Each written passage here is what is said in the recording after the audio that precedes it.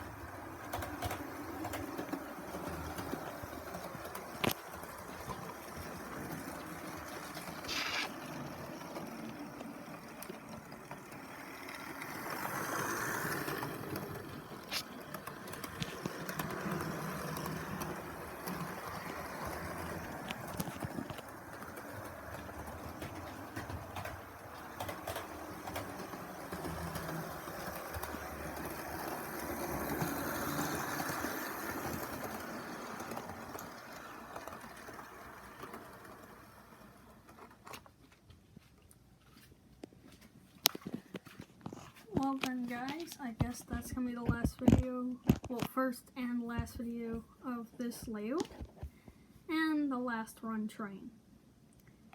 Have a good night, and stay safe during COVID. Bye.